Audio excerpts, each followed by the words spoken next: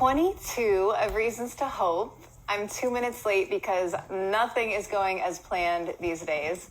But here we are. I have to tell you a little something, a little disclaimer. On Friday, I had to go to the dentist, and they did like a routine filling, and they injected my face, and then within minutes, my entire face just fell, and it was so swollen, and I couldn't close my eye, and I had so much fear, and I thought of you all, and I thought of the things we've been talking about for Reasons to Hope, facing fear, courage, and all the things, and I was like, oh my gosh, I'm totally being put to the test here. I'm going to have to show up on Monday no matter what. Luckily, with a lot of ice, a lot of love, a lot of ibuprofen, it's going down. But I just wanted to let you know.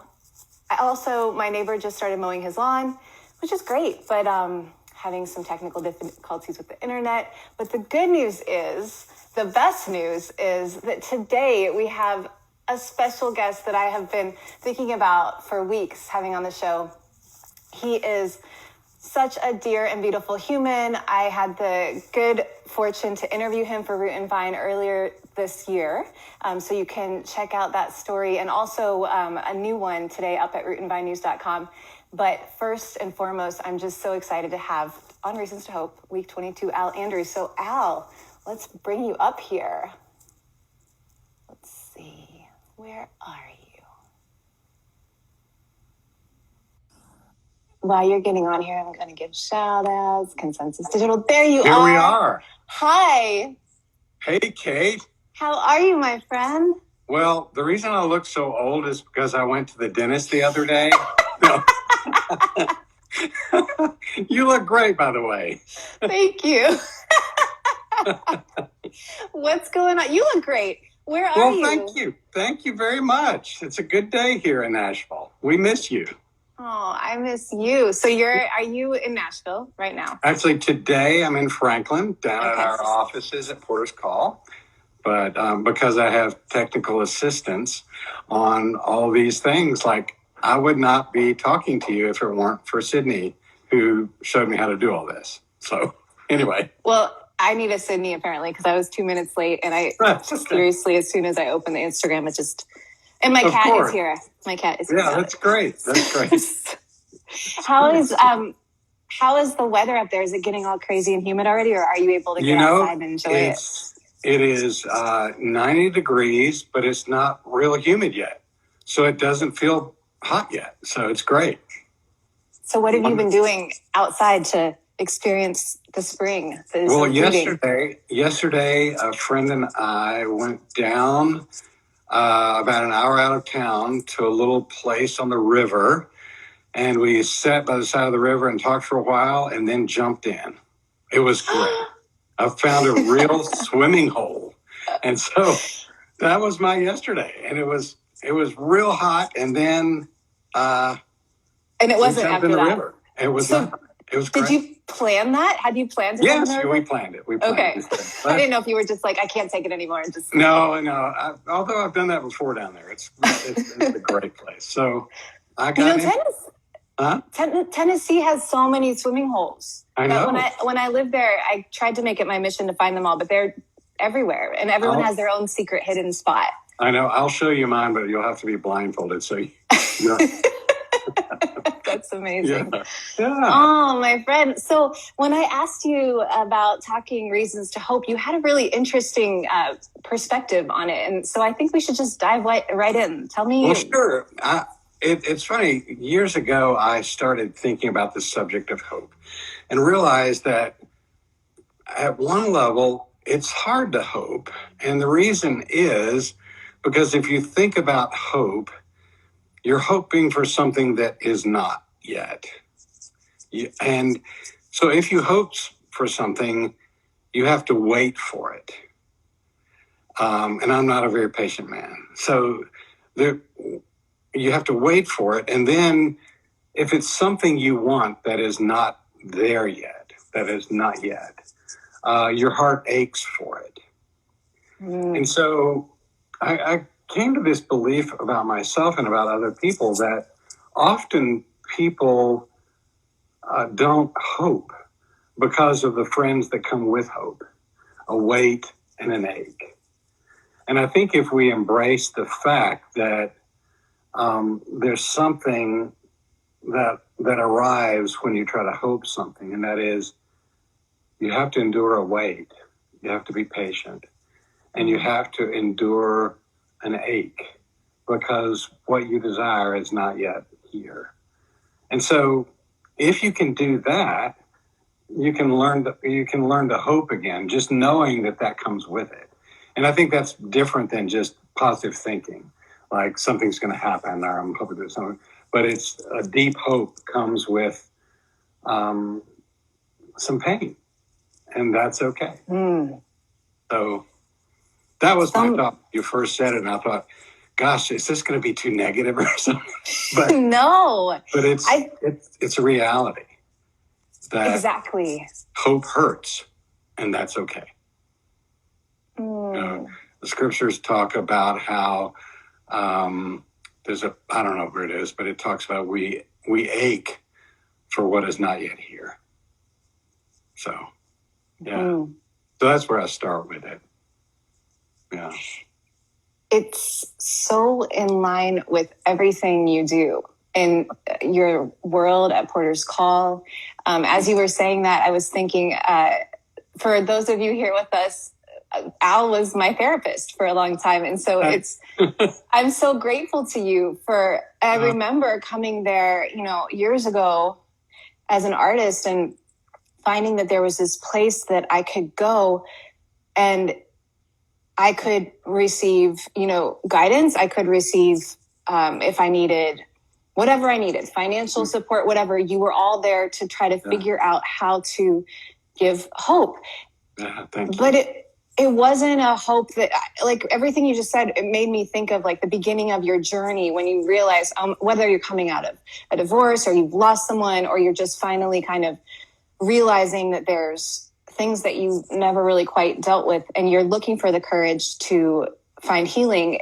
It isn't now. It isn't right away. It's, oh my gosh, we just had 45-minute conversation and I don't know what to do now because like everything is, right? But if you didn't do that, if I had never started that work and you hadn't been there, to encourage and support and that hope there, I guess my question is though hope hurts, it hurts more to stay hurt. Yes, it does. I've talked to people that want something that seems like it's not going to happen, whether it's we want a baby and we've been trying for years, or I want to get married, but it doesn't seem to be working out, or I want to get better, but I'm not getting better. And sometimes people say things like, well, I just don't want a baby anymore. And I go, the problem is that hope begats hope begats hope.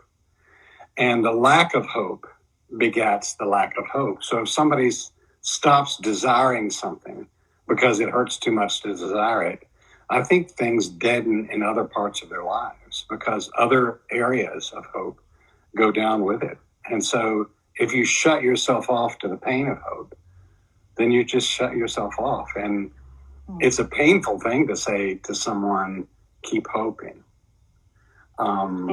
Because if you lean into that hope, I think you lean into other things, mercy and grace and connection with the one we follow who suffered. I think there's a deeper connection to stay alive to hope. And it's and there's a mourning involved in that. And blessed are those who mourn. Why? They'll be comforted. And so it kind of all fits together, but it's not as easy as just someone saying, oh, I hope you hope, or keep hoping. But I go, keep hoping and know that there's some things that come with it. Right. Yeah. Oh, so tell us your 60-second sort of story of Porter's Call so everyone else can have a little bit of context of what we were just talking about. Okay. Well, Porter's Call is this place I founded about 20 years ago this year, Kate. And it's a place where any touring artist can come for counsel and support and encouragement. And it doesn't cost anything. And the name comes from a 5th century monastery where the porter was the person who, when a sojourner knocked on the door, the porter would call out, "Thanks be to God," and welcome in. And his job, or her job, and as is the case with our staff, is to help the sojourner find their way to what they need. So if they need counsel, they offer counsel. If they need prayer, they pray for them. If they need food, they feed them. And so we're not therapists, we're porters. And our job, our task, our commission is to help artists find their way to what they need. And that can be a lot of different things. And so that's what we do every day. And probably about 45 artists or spouses come through our offices every week. It's not really an office, it's a really nice old house. But they come every week, and we're glad to be porters for them. So that's the 60-second story. Yeah. It is a really nice old house, and it used to be a even smaller, older house on the train tracks. Yeah. And there was a really beautiful writing room that I've written some songs in, because that's also something that you offer, is just space to be creative and to come alive again. So how can we support you?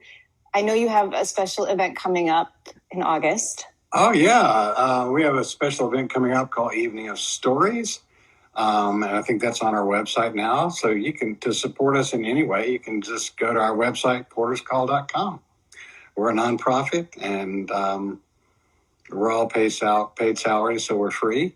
And just remember us. But yeah. Yeah. So since you are working with artists and musicians, and that's how I found you, I also want to let you all know that Al brought us some of our story, our song artists. And so just through connections in the community, because Nashville is such a beautiful, tight-knit community when it comes to music, Al was so good as to introduce us to a few of those, including Andrew Ripp, whose episode is up now. Great. We're so thankful. So everyone, make sure you check out Andrew Ripp's Our Story, Our Song. You can find it at rootandvinenews.com. You can also find a story on Al and Porter's Call that just went up today on Root and Vine. Al, before we go, you dropped a new song on our Reasons to Hope playlist. Tell us what it is. Well, you asked, is there a song that gave you hope? And it took me back to more than 30 years ago, which is really maybe 35 years ago, when I was going through a very dark time. Felt very hopeless. It was just a dark time. There's another day for that. But I was watching some variety show, and this artist named Jennifer Warnes, Warnes, came up. She sang that song, I think, from An Officer and a Gentleman, Love, Lift Me Up Where We Belong. Something like that. Anyway, you can cut that part. No, it's live. Anyway,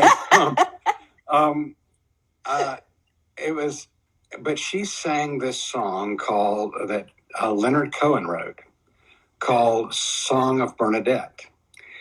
And it just reached inside of me and just grabbed on. And I was taking an 8-hour trip, and it was back in the days of cassettes. And I got that that cassette, and you can buy a CD now or download it. It's called Famous Blue Raincoat is the album, and that song is in it. And it was such a powerful song to me that I really listened to it for 8 hours straight. And every time it finished, I learned how long to punch the return button to go back. It was 45 seconds, I think. And I play it again. For those of you who don't understand that, go ask an old person. I'm amazed it didn't break in two, those tapes. I know, they were awful. But I listened to it, and there was real healing and hope in it. It's this song about this little girl who saw a vision of Mary. And basically, in fact, I wrote a few lyrics. Nobody believed that she saw her. And it said, nobody believed what she'd seen. Nobody believed what she'd heard. that there were sorrows to be healed and mercy, mercy in this world. So many hearts I find broke like yours and mine, torn by what we've done and can't undo. I just want to hold you. Come on, let me hold you like Bernadette would do. Boom. It's such a, and there's more, you got to get the lyrics, but that song, it just gave me this, it gave me hope. I can't explain it other way. When you asked about it, it was the first thing I went to. And there are a few other songs. There's Aaron Copland's Fanfare for the Common Man. It's just a brass and timpani piece written for the boys who came back from the war and World War II. And Untitled Hymn by Chris Rice. Those two as well. But music Beautiful. really does keep people alive. It really does. It does. Yeah. It does. And so does Porter's Call. So thank you. Thank you so much for all that you're doing. And thank you all for being here. It's so good to see you all again. And this is our 22nd week of writing down our gratitudes and meeting together for Reasons to Hope. So next week is Memorial Day. So listen to that Aaron Copland song that Al just mentioned. And we're going to take a break. We're going to pause with the nation and remember our troops who have sacrificed so much to protect our freedoms. So there will be a story up on rootandvinenews.com. You can check that out on Monday because we will have one every Monday. We have a Reason to Hope, but I'm going to actually be here Tuesday at 3:00. So change your calendars. We'll be together Tuesday at 3:00 Eastern, and we have very special guest Andy Gullahorn, who Al also knows. Wonderful. That'll be, don't miss that. Don't miss that. Yeah. So thank you all again. Have a beautiful week, and we'll see you next time.